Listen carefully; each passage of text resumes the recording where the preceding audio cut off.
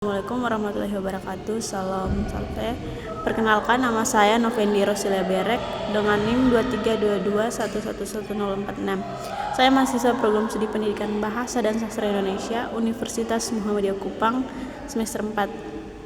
Di video kali ini saya akan menjelaskan terkait dengan unsur intrinsik dari novel dari antologi cerpen yang saya baca, yaitu terkait dengan tragedi Paku menjelang hari keberangkatan.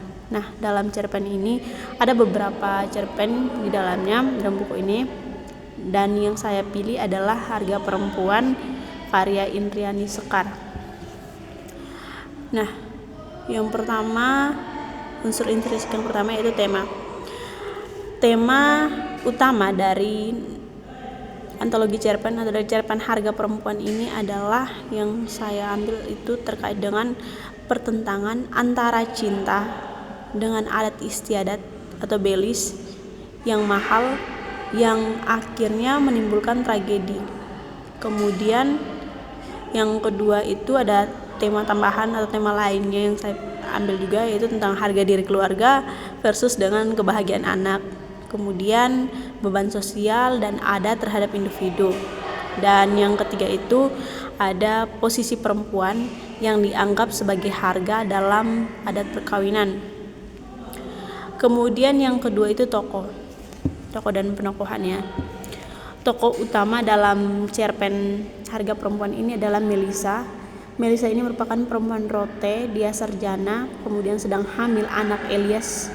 Kemudian dia lembut, penyayang, tapi akhirnya dia hancur karena tekanan adat dan kehilangan kekasihnya. Hidupnya berakhir tragis karena dia mengalami baby blues yang berat. Kemudian tokoh yang kedua itu adalah Elias. Elias ini merupakan laki-laki Timor, dia itu PNS golongan baru.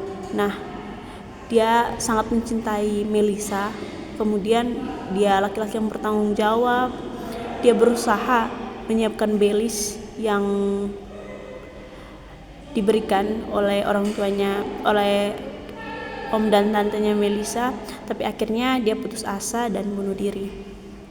Kemudian ada tokoh pendukungnya yang lain, yaitu To'o dan Teo Melisa atau om dan tantenya Melisa. Mereka itu sangat keras memegang adat dan tidak mau menurunkan harga belis. Mereka merasa belis itu harga diri keluarga. Kemudian ada bab tua dan mem tua, om dan tante Elias. Mereka itu keluarga besar Elias. Mereka sudah mencoba membantu Elias bahkan dengan segala cara, namun pada akhirnya mereka juga angkat tangan, mereka juga putus asa, mereka menyerah karena mereka tidak sanggup dengan belis yang begitu mahal. Kemudian setelah itu adalah Mama Elias. Mama Elias ini dia lebih diam, pasrah dan tunduk pada keputusan keluarga. Kemudian tokoh yang berikut adalah Milo. Milo ini merupakan kakak laki-laki Melisa. Dia itu sangat peduli pada adiknya yaitu Melisa.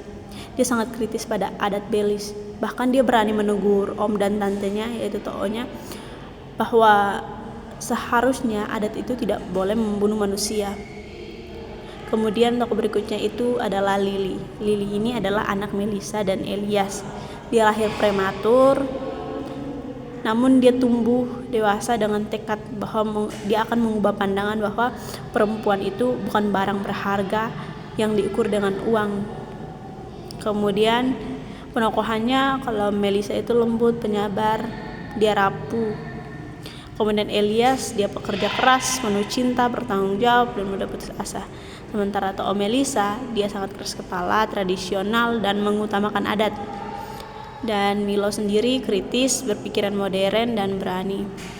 Kemudian terakhir itu Lili. Lili cerdas dan berpikiran maju.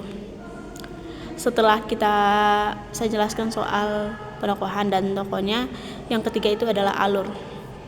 Alur dalam cerpen Harga Perempuan ini adalah alur campuran, di mana dia adalah gabungan antara alur maju dan alur mundur. Alur ini ceritanya dimulai dengan Melisa duduk termenung di kamar, lalu kilas balik tentang belis yang diminta keluarganya yang terlalu mahal. Kemudian dia mulai bergerak maju dengan negosiasi di mana terjadi antara keluarga yang gagal, kemudian tekanan Elias, hingga akhirnya Elias gantung diri. Selanjutnya dia berlanjut dengan Melissa melahirkan Lily dalam keadaan prematur dan mengalami depresi. Lalu mulailah konflik ideologis antara Milo dan To'o. Setelah itu diakhiri dengan Lily tumbuh besar, kemudian dia memegang tekad akan mengubah pandangan soal harga perempuan. Setelah alur yang keempat itu latar. Nah, latar pertama latar tempat. Latar tempat di situ adalah di Kupang, di rumah Melissa, rumah sakit, ruang keluarga besar, kemudian di bawah pohon asam. Sementara latar waktu itu ada di sore hari di Kupang awal cerita, kemudian malam hari saat Elias frustasi, dan pagi hari ketika Elias ditemukan gantung diri di bawah pohon asam. Kemudian latar sosialnya itu masyarakat Timor dan Rote yang masih kuat memegang adat Belis, keluarga besar yang dominan dalam urus perkawinan. Yang kelima itu konflik. Yang kelima itu amanat. Amanat dalam cerpen harga perempuan ini adalah: yang pertama, nilai perempuan tidak seharusnya diukur dengan harga Belis. Kemudian yang berikut, adat istiadat baik jika dijaga, tetapi jangan sampai menjadi alasan untuk menindas atau menghancurkan hidup manusia. Keluarga, yang ketiga itu keluarga harus mengutamakan kebahagiaan dan kemanusiaan daripada gengsi harga diri semu. Yang terakhir, cinta dan tanggung jawab lebih penting daripada materi dalam membangun rumah tangga. Yang keenam itu ada sudut pandang.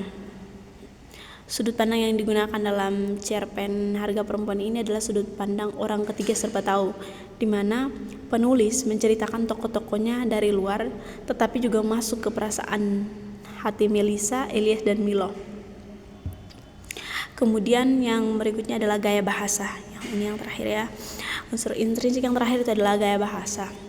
Nah, dalam cerpen ini banyak menggunakan kalimat langsung atau dialog, yang mana dalam cerpen itu terdapat logat Timor atau Rote seperti kita pu anak juga PNS Nah, itu merupakan salah satu contoh kalimat berlogat Timor ya.